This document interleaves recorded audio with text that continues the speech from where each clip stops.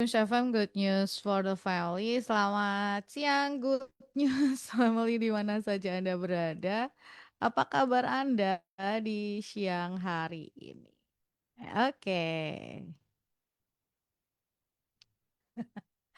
Ya, dan siang hari ini Good News Family kita akan bersama dengan Rumah Sakit Panti Wilasa Dr. Cipto, tapi karena memang oke. Udah bisa ya, Dok ya? So sorry ini saya lanjut Sorry, keluar bersama all Dr. Van. crowded. Ini lagi rame-ramenya. Betul, maaf ya tadi agak terhambat. Nggak apa-apa, nggak apa-apa. Oke, em, dan buat Anda yang mungkin mau ngobrol barengan kita bisa ya nanti bersama dengan Dokter Fania di sini. Dokter Fania lagi ada di IGD, ini kelihatan banget di IGD. Dan nggak tahu siang ini mungkin memang lagi apa ya, banyak gitu. Oke, Dok, tapi kan kalau siang begini Poli kan masih buka ya, Dok.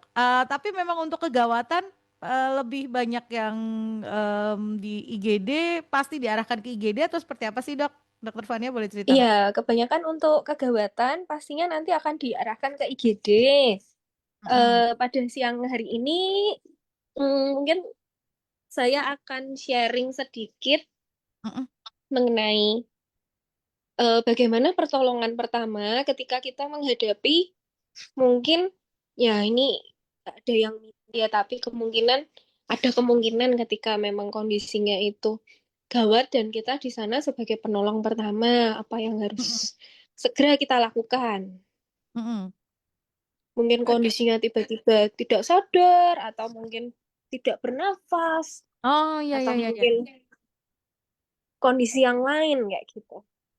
Iya, jadi gini Dok, dari beberapa waktu gitu ya, beberapa waktu yang lalu, dari beberapa pengalaman gitu ya, saya menemui yang tiba-tiba, maksudnya ini cerita juga gitu, ini tiba-tiba orang ini terus kemudian kayak nggak sadar lah, atau ada yang terus tiba-tiba lemes gitu ya, tiba-tiba nggak, em, apa sih, tahu-tahu aja cuman karena nggak enak badan terus tiba-tiba lemas gitu dibawa akhirnya ke rumah sakit ternyata ada sumbatan ada apa gitu. Nah ini memang penting untuk orang atau misalnya kita gitu ya tahu kategori kegawatan itu yang seperti apa terus gimana harus penting untuk kita tahu juga kan dok. Iya, betul. Untuk pengenalan awal ya, Mm-mm, untuk mm-mm, pengenalan awal. Eh, kita sebagai orang awam sebenarnya bisa banget berperan banyak kalau saya bilang. mm-mm, Keberhasilan untuk terapi pasien dalam kondisi kritis, mengancam nyawa, mm-mm, sebagian besar 50%-nya tergantung pada terapi kita waktu posisi di awal itu seperti apa. mm. Nah, kalau di luar negeri memang sudah wajib untuk di training untuk warga sipil. Jadi seperti kita masyarakat ya, masyarakat Mm-mm, kebanyakan itu untuk mengetahui bagaimana pertolongan pertama jika terjadi kegawat daruratan. Ya, mm-mm, yang harus dikenali pertama itu untuk pasiennya dulu. Seperti apa sih untuk pasien kegawat daruratan? mm. Ya, itu yang dikenali yang pertama pasien tidak sadar tiba-tiba lagi bicara terus tiba-tiba terlihat nggak sadar pingsan jatuh itu dramatis banget itu pasti kita oh ini pingsan langsung tahu atau Mm-mm, kemungkinan tidur tapi dibangunkan tidak bisa wah ini kemungkinan tidak sadar kemudian pasien kejang nah kemudian lagi ada pasien bisa diajak bicara tapi bicaranya tuh tidak nyambung itu juga termasuk pasien Ngelantur. kegawatan nah kemudian ada pasien juga mengalami sesak nafas atau Mm-mm. kemungkinan henti jantung itu untuk pasien yang gawat karena secepat-cepatnya kita menolong pertolongan pertama itu akan berdampak lebih baik untuk pasien ini. Bahkan untuk kejadian henti jantung, Mm-mm. jika kita tidak melakukan pertolongan pertama, dalam waktu 10 menit pasiennya sudah bisa meninggal, Mbak Ningrum. Oke, jadi kayak golden periodnya itu 10 menit gitu ya dok ya? Iya, pada henti jantung dan henti nafas.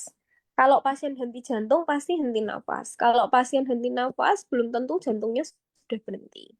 Jadi memang tahapannya itu berhenti nafas dulu, tapi jantung masih bisa. Setelah itu kalau sudah nafas nggak ada, berarti otomatis tidak ada oksigen yang diberikan untuk ke paru-paru, ke otak. Pasti lama kelamaan akan henti Jangan. jantung. Kayak Mhm, gitu. mhm, Nah, bagaimana sih untuk pertolongan awalnya? Nah, kita tadi sudah belajar pengenalan. mhm, Macam-macam pasiennya tuh seperti itu. Dan apa sih yang kita bisa lakukan? Yang pertama kita harus lakukan pasti adalah cek respon. Untuk pasien yang tidak sadar kita harus tepuk dulu. Mungkin tepuk, bangun Pak, bangun, apa Bu, apa siapa kita kenal namanya. Bangun, dengan mhm, respon suara dan sentuhan.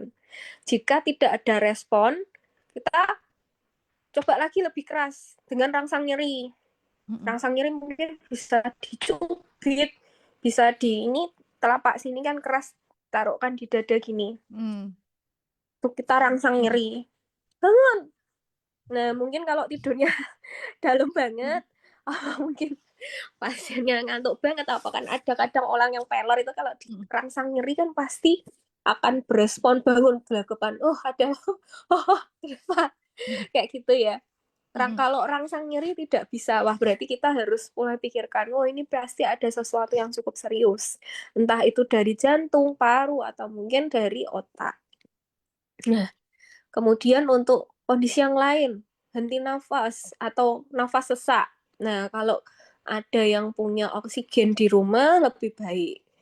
Nah, kalau tidak punya oksigen di rumah dan pasiennya terburu terlalu sesak hingga tidak sadar. Biasa kalau habis sesak mhm, capek paru-parunya terus langsung tidak sadar. Itu kita bisa berikan pertolongan pertama itu dari mulut ke mulut. mhm, Harus ngelakap semua seperti orang ciuman itu. mhm, Kita ambil nafas dulu yang dalam, tahan, terus hembuskan dalam 2 detik. Langsung mhm, kayak gitu. Sebanyak 2 kali. Terus kita cek nadi. Kalau leher, memang nadinya dalam 10 detik kita tidak bisa meraba di sini. Coba Mbak Ningrum rasakan di leher. mhm, Kayak ada yang mhm, lembut gitu, jedut, jedut, jedut, jedut. Nah, itu berarti masih ada nadi. Kalau tidak ada nadi, segera kita lakukan kompresi jantung. Pijat jantung itu di tengah, di tulang dada bagian tengah, itu mhm, dipencet. Dipencet sebanyak 30 kali dan 2 kali nafas tadi. Yang kita tiup 2 kali nafas dan 30 kali pencet dada. Dilakukan terus. Kalau sudah dilakukan 30 nafas 2 kali, 30 pijat jantung 2 kali nafas, 30 kali pijat jantung 2 kali nafas, itu disebut satu siklus ya, dilakukan sama 5 siklus tuh kira-kira waktunya 2 menit. Setiap 2 menit kita stop dulu, kita cek dulu nadinya lagi. mhm, Kalau sudah ada nadi sudah stop, jangan dipijat terus. mhm, Kalau belum ada nadi lanjut lagi. Dan mhm, kalau bisa memang kita di atas alas yang keras atau mungkin di ubin kalau misal dia jatuh brak gitu ya. Pasiennya berdiri terus jatuh brak, mhm, pingsan. Kemungkinan kita lebih enak posisi di lantai aja pijat jantungnya daripada sini sini cari ke orang dulu pindah ke bed dulu itu malah kurang efektif karena akan memperlama pertolongan. mhm, Yang kedua, alas yang empuk mentul-mentul tuh malah enggak, membuat pijatan jantung tidak efektif. mhm, Kayak gitu. mhm, Kalau sudah posisi, puji Tuhannya kalau bisa muncul nadi kembali, pasiennya kita miringkan sebelah kiri untuk mencegah siapa tahu tiba-tiba muntah atau apa, sambil kita awasi nafasnya. Kalau nafasnya masih belum bisa bernafas sendiri, kita tetap berikan bantuan nafas itu setiap 6 detik. mhm, Nah, dari nafasnya kita, syukur-syukur kalau punya masker yang sedikit, bisa mhm, ngakaf itu yang bisa kasih oksigen lebih baik. Tapi kalau enggak ada, kita sudah diberi modal oksigen itu. iya, Oleh Tuhan itu paling enggak bagus untuk memberikan oksigen. Kalau pakai masker yang benar-benar oksigen itu kan oksigennya 100%. Dari mhm, nafasnya kita, manusia ke manusia itu paling enggak ada 21% kadar oksigen lumayan daripada nol sama sekali. mhm, Seperti mhm, itu, Mbak. Nah, itu untuk pasien yang henti jantung, henti nafas. Ya kita menjaga nafasnya, kita jaga jantungnya. mhm, Itu sangat membantu sambil nanti telepon ambulan hebat. ambulan hebat tentunya masyarakat yang sudah paham itu nomornya ya di 112. Mhm. Kalau pakai HP mungkin 024112 langsung hubungi. Mhm. Ini ada yang pasien tidak sadar, segera kirimkan ambulan. Alamatnya ini. Lebih bagus lagi kalau sudah diberikan pertolongan sehingga tim datang dengan harapannya pasien ini masih punya kesempatan Mhm. untuk dilakukan terapi lebih lanjut di rumah sakit dan kemudian di ICU. Dan Mhm. kalau kita biarkan saja kan kemungkinan ambulan luncuran kan 10 sampai 15 menit. Kalau Mhm. kita diam saja, kita tidak take action, kemungkinan tim ambulan hebat sampai sana pasiennya mungkin sudah tidak tertolong. Mhm. Karena Seperti tadi itu. 10 menit ya, Dok, ya? Iya, waktunya tuh singkat sekali hanya 10 menit. Mhm. Mhm. Nah, kemudian bagaimana untuk kita bahas lagi Mhm. kegawatan mungkin mungkin yang sering pada orang awam untuk di pasien kejang. Mhm. Ya, sering sekali kita dapatkan untuk pasien kejang ya. Entah itu dari epilepsi atau mungkin pasien stroke, Mhm. pasiennya tiba-tiba kejang, entah itu kejang demam biasa di anak-anak ya. Mhm. Nah, jangan panik dulu. Biasa kan kalau melihat kejang, kelojotan, tiba-tiba dari berdiri tiba-tiba jatuh prak terus di bawah di lantai Mhm. kejang-kejang kan pasti kita Bingung sebagai ya. orang awam, waduh ini harus apa, malah kalau di keramaian malah berkerumun malah diliatin. Nah, Mhm. sebenarnya jangan kayak gitu. Sebenarnya kita sebagai orang yang pertama kali melihat, kita Mhm. bisa mengambil aksi untuk apa sih yang bisa kita lakukan. Yang Mhm. pasti jauhkan dulu dari segala sesuatu yang menurut kita bahaya nih, bisa kepentok, hal Mhm. yang bisa mentok mungkin kepala yang menyebabkan untuk pasien ini bisa cedera. Ada Mhm. sesuatu barang apa yang di sebelah-sebelahnya kita singkirkan dulu. Mhm. Lebih baik diupayakan untuk kita kendorkan dulu kalau semisal pakai kerah, kerah yang Mhm. terlalu nekek gini ya. Bahasa Jawanya orang nekek. Kita longgarkan dulu, Ketat, kita ketat, terlalu bebaskan. ketat. Mhm. Jalan nafasnya kita bebaskan. Dan Mhm. jangan sampai lidahnya pasien tuh tergigit. Lebih Mhm. baik sih kalau semisal jangan sendok, kan biasa orang taruh sendok gitu, Mhm. jangan. Lebih baik tuh kalau punya semisal kayak kain, kain tuh Mhm. lebih baik. Hanya menjaga agar lidahnya tidak tergigit, karena kadang orang kejang tuh lidahnya bisa tergigit sampai putus. Karena Hmm. namanya orang nggak sadar. Dan Mhm. kalau punya oksigen lebih baik lagi. Ya, Oh. oksigen diberikan oksigen dulu karena orang kejang tuh sangat-sangat minim oksigen ke otak. Hmm. Mhm. Mhm. Mm-mm. Kemudian kalau panas, kalau semisal pasiennya panas diberikan obat penurun panas karena itu panasnya dari sumber dari kejangnya. Dan kalau sudah kejangnya sudah mulai berhenti, Mhm. ya atau mungkin kita di sana rame, bukan hanya kita penolong tunggal. Mhm.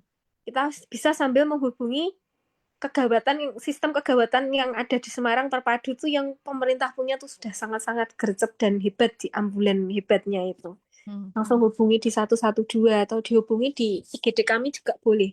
Di Mhm. 354 6040 langsung extension IGD di 138 atau 177.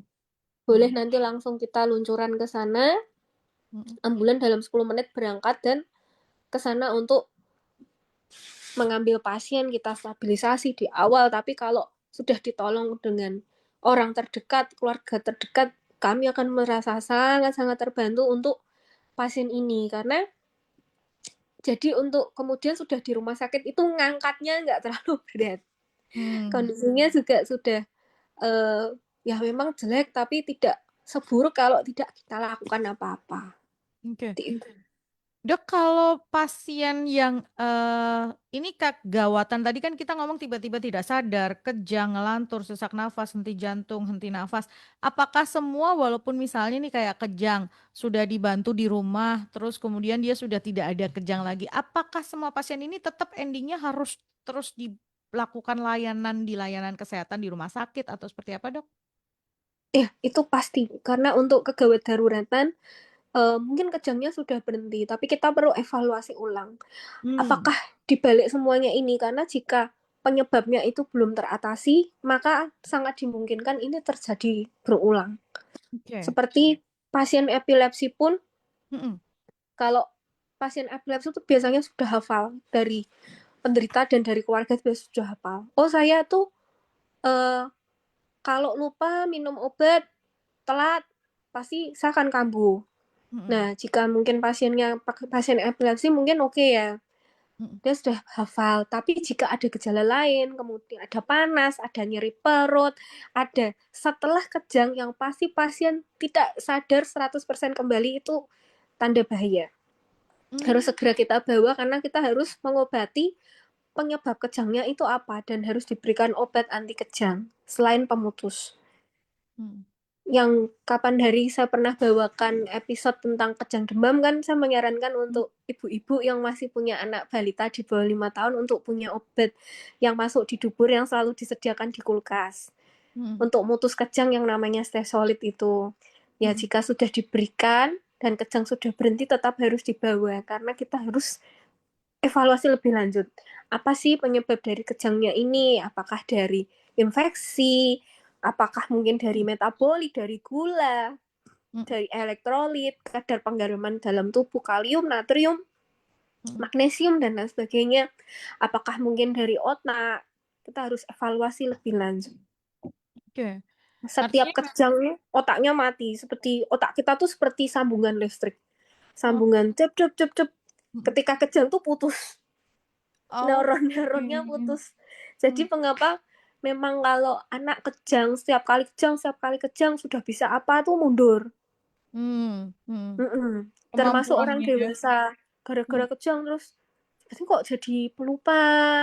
Mm. Mm. Tadinya bisa keterampilan motorik apa tiba-tiba nggak bisa karena ada beberapa neuron otak yang rusak mati. Cep, cep, cep, cep. Mm.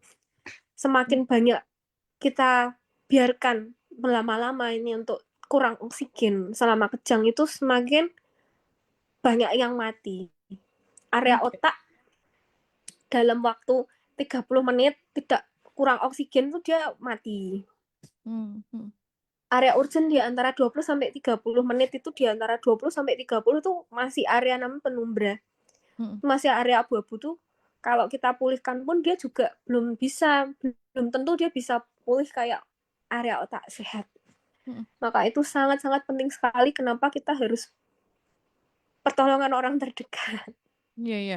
Jadi memang awalnya eh kalau ini juga mungkin karena beberapa kali saya ketemu dengan beberapa orang yang misalnya dia udah tahu bahwa dia punya epilepsi gitu ya.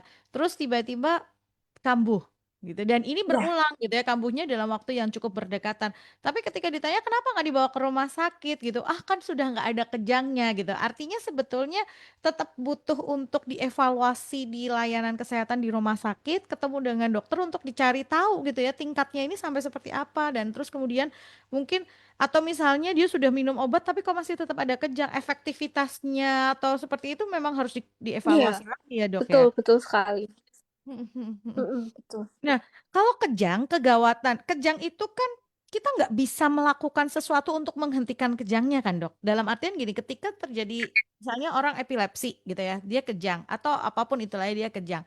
Yang bisa kita lakukan tadi ya hanya menghindarkan bahaya, misalnya dia biar nggak membentur sesuatu, terus mencegah lidahnya tidak tergigit, Tergigit, hanya sampai di situ saja kan dok. membebaskan jalan nafas. Oh ya, membebaskan jalan nafas Yang sampai. penting itu jalan nafas dulu. Oke, betul. Artinya terus kita cuman memperhatikan itu sampai kejang itu mereda sendiri. Iya, betul. Hmm, Syukur-syukur kalau ada obat yang masuk dari dubur itu. oke. Oh, itu bisa Mm-mm. dilakukan selama kejang terus. Bisa. Oke. Sampai dewasa pun pasti kejangnya berhenti jika dimasukkan obat lewat dubur itu. Dibuka celananya dan obatnya disemprotkan itu seperti Hmm. mikrolak. Yang dia Mm-mm. dimasukkan suppositoria modelnya gitu ya, Iya. dimasukkan ke Kalau belum berhenti Mm-mm. kejangnya, jeda dulu 10 menit, tembak lagi. Oke. Dosis kedua. Ini untuk beberapa orang yang mungkin misalnya sudah tahu ya ada kelainan saya kayak epilepsi tadi atau misalnya sudah tahu bahwa ini anak kalau atau anak-anak kalau ada batas tertentu demam dia bisa kejang. Ini memang lebih baik kita Sedia. punyi gitu ya dok ya. Ikut. Betul. Oke. Lebih baik kita punya ini. Ini tadi kejang. Tadi kita sudah share ya tentang kegawatan tadi tiba-tiba tidak sadar, tiba-tiba tidak sadar. Tadi sudah dikasih tahu sama Dokter Fania gimana cek suara, rangsang sentuhan, rangsang nyeri untuk menyadarkan seseorang. Terus kejang. Nah, ini ada juga eh tiba-tiba ngelantur. Nah, ini apakah juga harus disadarkan atau sampai sabar? Ini beberapa kali saya pernah menemui ini soalnya. Ya, untuk ngelantur ini sebetulnya kan ada beberapa kondisi. Bisa juga tuh karena kadar gula darah yang tiba-tiba drop. Biasanya pada pasien-pasien diabetes. Bisa Oh. juga karena pasien stroke. Yang ketiga bisa terjadi karena proses elektrolit yang terganggu. Kemungkinan karena pasiennya dehidrasi berat atau Mm-mm. demam terlalu tinggi. Jadi ada 4 kemungkinan itu. Mhm. Kalau dehidrasi berat mungkin contohnya dia habis mencet-mencet banyak lebih dari 15 kali. Atau mungkin muntah-muntah 15 kali. Jadi sudah bawahnya bocor, mulutnya juga bocor, tidak Mhm. ada cairan masuk sama sekali, elektrolit pasti akan terganggu. Sehingga menyebabkan eh, tidak nyambung kalau kita ajak ngomong. Jadi kalau Mhm. ditanya apa, terus bengong. Atau kemungkinan eh, ditanya A, jawabnya B. Pah, sudah makan apa belum? Terus nanti jawabnya, itu pintunya sudah dikunci apa belum toh? Dikunci sih pintunya. Ya, kayak gitu kan contohnya yang nggak nyambung. Itu Mhm. kita perlu cek. Kita perlu menyadari apa mungkin ada diabetes, dicek dulu. Kalau ada syukur-syukur punya alat untuk cek gula darah. Oh, Oh iya. gula darahnya drop 40. Wah, itu kondisi bahaya. Gula Mhm. darah sangat rendah itu lebih bahaya daripada tinggi. Karena gula darah rendah itu bisa menyebabkan hingga jantungnya berhenti juga. Padahal Mhm. obatnya sederhana, tinggal kasih permen. Ada ya Tentunya yang ada gulanya jangan yang yang less sugar sugar. free atau teh manis. Ya, Mhm. itu hal yang paling sederhana dan kita punya di rumah. Mhm. Jadi Kalau gula memang darahnya sudah mhm. naik lagi, pasiennya normal lagi sendiri. Tapi perlu Iya. kita tetap bawa ke IGD untuk kita evaluasi lebih lanjut. Iya. Kenapa penyebabnya tiba-tiba drop? Mhm. Jangan Atau terus mungkin kemudian terlalu panas. heeh, Panasnya 40. heeh, Dan yang pasien sering kita jumpai itu mhm, melantur atau bengong. mhm, Kita tanya keluarganya, ini dari gini, ini dari kapan? Oh, ini 2 jam kayak gini dok. Oh, tadinya awalnya kenapa? Nah, pasti keluarga tuh nggak sadar. mhm, Tadi itu, ini yang sering saya dapat dari pasien ya Bu. mhm, Tadi itu habis makan, terus mhm. pergi ke tetangga. Pulangnya kok kayak gini bengong. Padahal waktu kita cek, duh ternyata panas banget. Suhunya 40,5. Oh ya pantas nggak nyambung. Iya, ini Kayak memang gitu. harus harus kegawatan pertolongan pertama dalam kegawatan ini jadi siapapun Anda gitu ya membutuhkan gitu ya ilmu ini atau misalnya concern tentang hal ini memang penting penting untuk diketahui gitu. Karena kita Iya, nggak pernah tahu loh kita di mana akan tiba-tiba menemukan kondisi-kondisi seperti ini ya Dokter Fania ya. keluarga terdekat, ya. Hal yang basic, simple, Mm-mm. kalau kita bisa sangat menolong gitu. Ya, betul. Basic, simple, tapi sangat menolong. Jangan lupa untuk simpan nomor-nomor gawat darurat gitu ya. Dalam artian misalnya tadi, apakah Satu nomor satu dua. ya kontaknya ambulan hebat tadi yang ada di Kota Semarang, atau misalnya tadi kontak IGD-nya Rumah Sakit Panti Asuhan Dokter Cipto gitu ya. Jadi ini bisa bisa buat kita lebih cepat bertindak gitu ya, lebih cepat untuk lakukan penanganan. Karena semakin cepat itu semakin Ya, membantu ya dok ya. Semakin betul. Paling tidak oh, ketika kami mm, pun dihubungi, mm-mm. selama kami belum tiba, kami bisa sambil memandu keluarga. Apa yang harus warga Oh, lakukan pertama kali? mm, mm, mm, mm, mm, Apa yang harus dilakukan dulu pertama kali, semisal pasien kejang, kita mm, bisa sambil memandu. Oke Bu, jangan panik. Ini kita, ini dulu ya. mm, Bebaskan dulu jalan nafasnya, singkirkan dulu barang-barangnya. Nanti mm, bisa, jangan sampai lidahnya tergigit. Masukkan kain atau apa. mm. gitu. Bisa kita mengarah-arahkan dulu apa yang harus dilakukan keluarga terdekat. Atau mungkin pasiennya sesak. Nah, itu kita harus instruksikan keluarga, ayo dipindah, dipopong ya, jangan Mm-mm. diajak bicara. Mm-mm. Karena diajak bicara makin lama makin sesak. Ses- Segera transportasi ke rumah sakit atau tunggu dulu sampai kami luncuran ke sana. Apa yang bisa dilakukan? Biasa Mm-mm. kalau yang punya orang tua-tua yang sudah punya sakit banyak itu kadang tuh keluarga memang sudah punya tabung oksigen di rumah. Iya betul, betul, betul, betul. Mereka emang Iya. selalu sedia. Oke, kalau di luar, kalau kita ngeliatin di apa sih film gitu ya, atau di luar negeri itu kan memang sudah terkoneksi semuanya gitu ya. Jadi ketika kegawatan bisa telepon gitu, walaupun memang di Semarang ini sudah sangat terbantu dengan layanan ambulan hebat itu ya, yang bisa untuk membantu Anda mengarahkan. Karena seringkali kalau terjadi kegawatan itu orang cenderung nggak ngerti harus bertindak apa, tapi panik duluan dok. Ini gimana biar bisa biar bisa ngatasin ini karena sering kali gitu loh. Jadi nggak ngerti harus harus ngelakuin apa malah justru bingung gitu kan. Bingung, betul. Ini sebetulnya ada program dari pemerintah itu sangat bagus sekali ya, Mbak. Mm-mm. Yang saya lihat itu di puskesmas-puskesmas itu sudah mulai ngajarin. Untuk Oke. kader-kader puskesmas itu sudah banyak yang tahu apa yang harus dilakukan, Mm-mm. eh, pertolongan pertamanya itu apa, kayak gitu. Mm-mm. Dan mungkin malah kalau yang dari masyarakat Semarang kan berbagai lapis ya. Mm-mm. Kalau yang dari menengah ke atas kemungkinan sih jarang ya untuk ke puskesmas dan lain sebagainya Mm-mm. untuk program, mungkin bisa lebih dekat dengan hal ini melalui media sosial. Mm-mm. Bagaimana sih caranya pertolongan awal yang pertama, apa yang harus kita lakukan, kayak gitu. Mm-mm.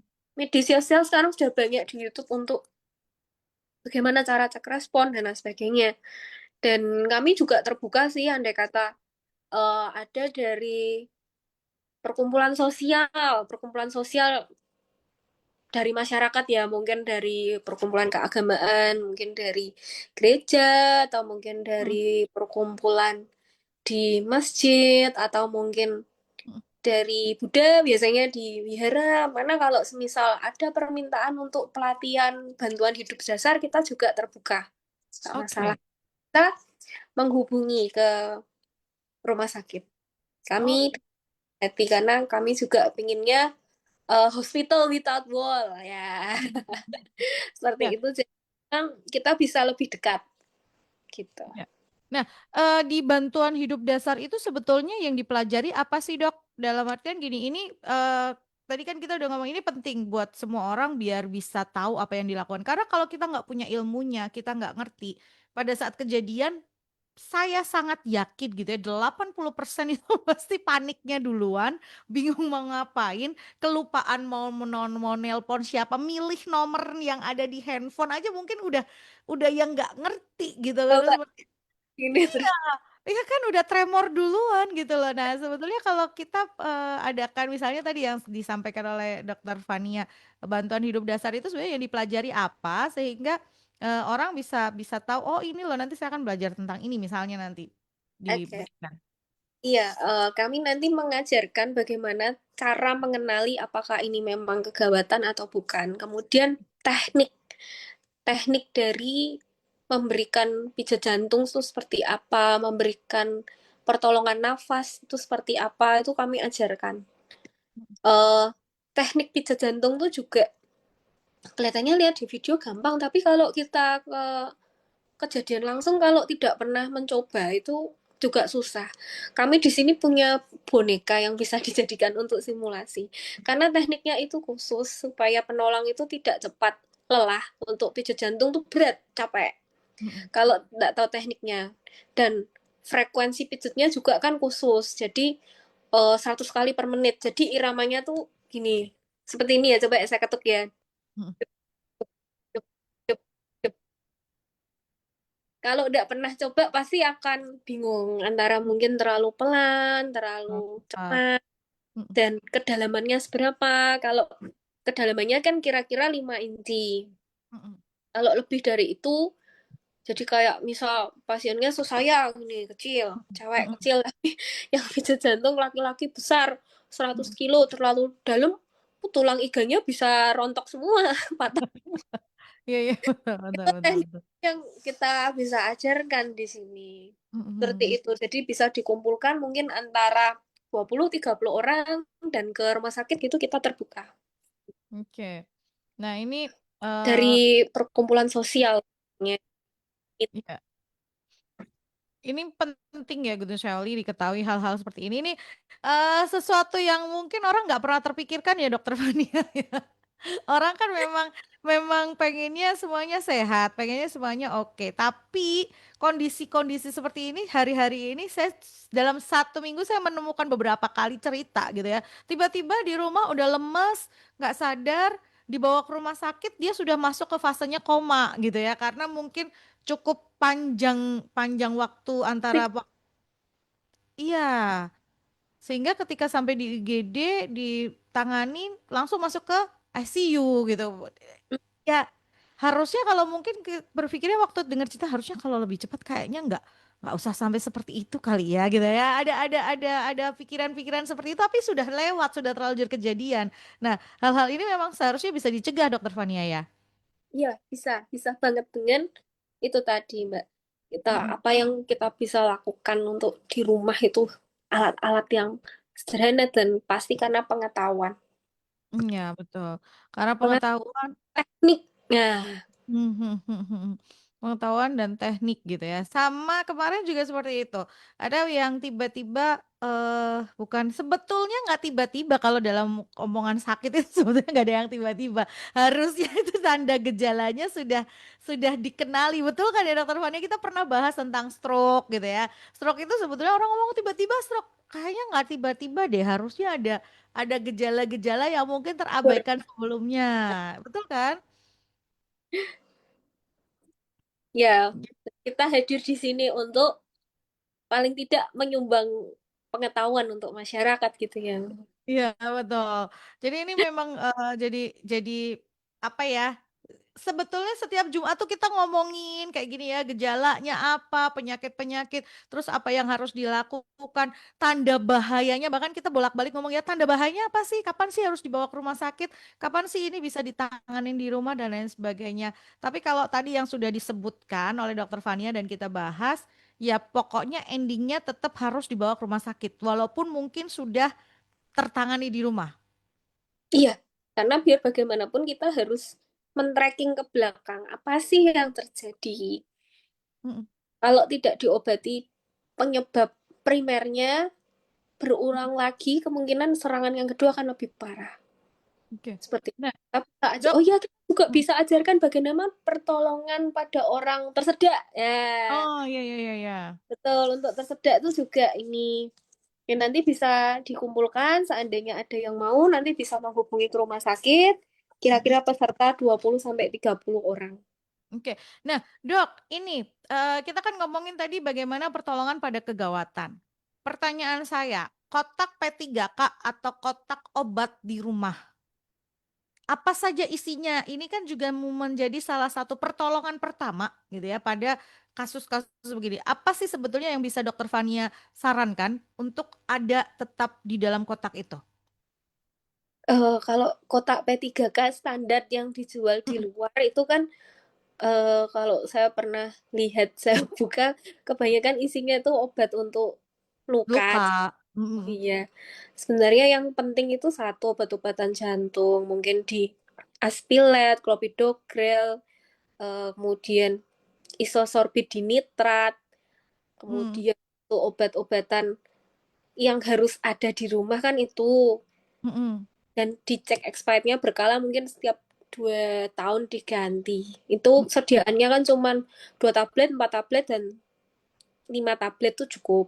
Mm-mm. Kemudian eh, obat stesolid itu tadi yang anti kejang yang memang punya riwayat epilepsi atau punya anak usia di bawah 5 tahun itu punya stesolid untuk dimasukkan kulkas. Obat Mm-mm. turun panas, penurun panas tuh juga harus sedia di rumah, pasti harus ada. Mm-mm. Kemudian untuk yang punya orang-orang tua yang sudah sakit lama atau mungkin punya saudara anggota keluarga yang sakit jantung di rumah yang lebih urgent sebetulnya adalah oksigen tabung. Kecil Yang itu ya? ya betul yang kecil itu paling isinya cuman Berapa liter ya itu ya? Itu cuma 10. 10 ya? Mm-mm. Hmm. Mm-mm. Sekali isi 50.000 kayaknya. Iya, betul. Mm-mm. Itu Sekali nggak gas. dipakai bertahun-tahun nggak apa-apa loh. Nggak apa-apa banget dan itu kita nggak rugi untuk beli karena jika misal sudah tidak terpakai lagi gitu ya, mungkin neneknya, kakeknya yang biasa pakai itu dan sudah dipanggil Tuhan, nanti kata seperti itu ya, Mm-mm. tabungnya pun kita jual masih bisa. Betul. Di rumah saya, di Tuh, rumah orang tua saya tersedia satu. Dan itu bertahun-tahun berarti berapa ya? 10 tahun nggak dipakai. Ya udah berdiri aja udah didiem aja di situ. Yang penting masih jangan lupa, isi yang masih penting bisa kecil. diisi ulang kan gitu kan. Yang penting jangan lupa ini ya nasal kanulnya harus sedia yang masih baru. Iya, dan kalau bisa yang masker kayak Yang gitu. masker ya harusnya ya. Oke. Mm-mm. Itu sediaan apalagi kalau yang tadi ya ada orang-orang dengan komorbid, orang-orang dengan usia yang sudah lanjut gitu kan, kemungkinan ada sesak nafasnya, ada bisa juga serangan jantung dan lain sebagainya, itu oksigen itu jadi satu hal yang penting gitu kan. Jadi itu ada gitu. Tadi ini loh obat jantung ternyata ya. Iya, hari-hari ini tuh ada beberapa orang yang nggak sadar bahwa dirinya bisa berpotensi terkena serangan Serangan. jantung. Iya kan, dan itu kalau mau saya tuh kalau mau bilang mendadak sebetulnya juga gejala harus sudah ada, tapi nggak mau mendadak ya memang tiba-tiba kan susah ya. Tapi memang ini, Mbak, saya rasa kemarin COVID memberikan dampak yang cukup Iya luas ya. ya. Sekarang karena COVID itu sepertinya di rumah keluarga-keluarga yang ada orang tuanya pasti sedia tabung oksigen. Iya betul. Orang jadi lebih waspada Oh gitu ya, ya, aware gitu ya, lebih peduli sehingga itu sudah tersedia di rumah masing-masing. Itu rumah jadi kayak jadi kebutuhan dasar nggak sih? seperti LPG. Tapi beneran itu ada gitu ya. Saya tuh sampai "Ih, ini tabung masih ada ya saya bilang gitu. Ya memang sudah dibiarin aja karena orang tua juga sudah lanjut walaupun mungkin terkontrol tapi ya kita kan nggak pernah tahu. Siapa tahu suatu saat bisa digunakan gitu kan dan pasti bisa Iya, digunakan. betul. Oke, dok terakhir nih, terakhir kita mau closing. Dokter Fania bisa kasih apa ya, kayak pesan buat pendengar tentang ini, Oke. bagaimana kita pertolongan pada kegawatan. Iya, oke. Untuk kegawatan memang itu bisa terjadi pada siapa saja dan kapan saja.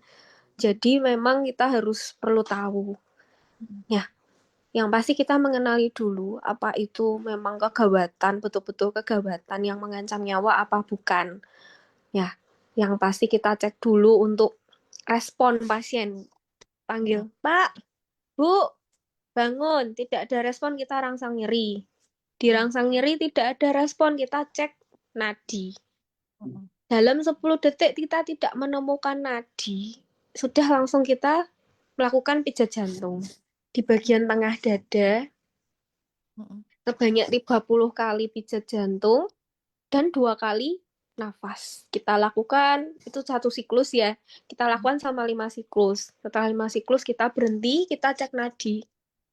Masih belum ada nadi, kita lanjutkan. Kita lanjutkan pijat jantung, 5 siklus lagi selama 2 menit ya. Berhenti, kita cek nadi. Sampai kapan? Sampai pasiennya ada nadi. Atau paling tidak selama 20 menit. Jika selama 20 menit kita sama sekali nggak bisa meraba nadi, kemungkinan pasiennya mungkin sudah dipanggil Tuhan. Dan jangan lupa ketika terjadi kegawatan, kita tidak bisa sebagai penolong tunggal. Pasti kita membutuhkan banyak orang. Karena itu kegiatan yang pasti sangat repot dan bukan repot ya, sangat memerlukan bantuan dari yang lain. Jadi ada yang Kerjasama gitu bergantian ya, Dok. pijat jantung, ada yang memberikan bantuan nafas, ada yang menelepon sistem kegawatan, entah itu Semarang atau mungkin IGD kami juga boleh. Tuh segera dilakukan bantuan tuh secara simultan. Jadi semua langsung kita lakukan pada waktu yang bersamaan karena waktunya jedanya sempit sekali hanya 10 menit. 10 menit tidak mendapatkan oksigen bisa kita asumsikan pasiennya bisa meninggal kalau kita tanpa bantuan apapun. Dan jika sudah dilakukan semua 20 menit no respon sama sekali ya sudah kemungkinan sudah kita sudah berusaha maksimal tapi Tuhan punya rencana yang lain mungkin pasiennya dipanggil Tuhan kayak gitu. Iya. Pasien kejang kita bebaskan jalan nafas, jangan panik, terus kita amankan pasiennya, jangan sampai lidahnya tergigit, pasien tersedak. Nah, itu kalau pasien tersedak agak rumit. Kalau masih kita bisa lihat, kita singkir-singkirkan dengan jari masih oke. Okay. Kalau lebih bawah lagi kita harus tekan perutnya. Heimlich itu kalau manuver yang seperti itu kita biasanya lebih ajarkan ketika kita seminar. Hmm. Kalau di siaran itu agak terbatas Kelihatan. cara iya kita ajarkannya kurang lebih ini ya lebih bisa kalau kita ajarkan dengan langsung praktek. Iya, betul. Nanti kalau semisal berminat bisa menghubungi ke rumah sakit untuk pelatihan jantung atau bantuan hidup dasar ini silahkan dari komunitas masyarakat seperti itu. Kita Oke. terbuka kok. Ya. Jadi buat Anda yang mungkin membutuhkan gitu ya, ini bukan seminar apa ya, pelatihan lah ya, semacam Pelatihan pelatihan gitu ya, semacam untuk pelatihan awam. untuk awam, bantuan hidup dasar, ini tadi bagaimana caranya gitu ya, tadi henti jantung, henti nafas, bahkan tersedak, itu nanti akan diberikan prakteknya bersama dengan tim dari Rumah Sakit Pantiulasa Dr. Cipto. Hubungin aja Rumah Sakit Pantiulasa Dr. Cipto untuk menanyakan ini, kira-kira buat 20 sampai 30 orang untuk organisasi sosial baik gereja, keagamaan atau apapun gitu ya, atau misalnya Kantor juga boleh. betul, misalnya di lingkungan tempat tinggal RT RT RW RW. ini penting gitu ya karena seringkali kejadian di rumah orang Betul, panik cuman teriak-teriak tolong tolong tapi nggak ada yang bisa bantuin misalnya itu udah buang waktu 10 menitnya kita gitu ya dok ya. betul. Mm-mm. Yap. Jadi silakan mungkin Anda mengkoordinasi di lingkungan tempat tinggal Anda, satu RT itu kira-kira 20 sampai 40 orang ya gitu kan. Cukup untuk bisa ini lakukan pelatihan ini bantuan hidup dasar. Siapapun harus bisa harus tahu, paling tidak belajar dasar-dasarnya. Karena semakin cepat diberikan pertolongan, walaupun nanti harus masuk ke IGD, di IGD tim itu tidak terlalu susah karena sudah diberikan pertolongan pertamanya, urgensinya itu pada saat kejadian sebetulnya kan? Pemulihannya kami tidak terlalu susah karena kasihan pasiennya. Terlalu dibiarkan lama, tidak teroksigen, tidak mendapat pijat jantung itu benar-benar nanti tim kami akan sangat terbantu Iya, betul. Jadi ini penting untuk untuk iya. ngaduk Karena kan nggak ada tim medis pada saat kejadian gitu. 10 menitnya itu dihitung dari saat kejadian pertama. kejadian jatuh brak itu sudah mulai 10 menitnya. Mulai 10 menit lah sampai di IGD-nya bisa misalnya 15 menit kemudian atau sekian menit kemudian lah itu akan cukup rumit gitu ya penanganannya kemudian akan cukup rumit. Oke, Dokter Fania terima kasih ya. Terima kasih Mbak Ningrum. Ya, udah mengganggu jamnya. Semangat, Dok. Masih lanjut? Oke, saya lanjut dulu. Oke, Oke. terima kasih Ya, kesempatan ya. Sampai ya. jumpa lagi, Mbak. Sampai jumpa. Dadah. Ya, dan terima kasih buat Anda Guntur Syahli yang sudah bergabung bersama dengan saya. Berharap apa yang dihadirkan di hari ini boleh jadi berkat dan bermanfaat buat setiap Anda. Yang mau butuh informasi tentang Rumah Sakit Pantiulasa Dr. Cipto bisa buka Instagramnya ya, @rspwcipto. Nah, di situ ada banyak informasi. Anda yang membutuhkan layanan-layanan baik itu layanan kesehatan atau tadi pelatihan bantuan hidup dasar bisa hubungin langsung ke call centernya di Rumah Sakit Pantiulasa Dr. Cipto. Selamat siang, selamat lanjutkan aktivitas Anda dan sampai jumpa. Dadah.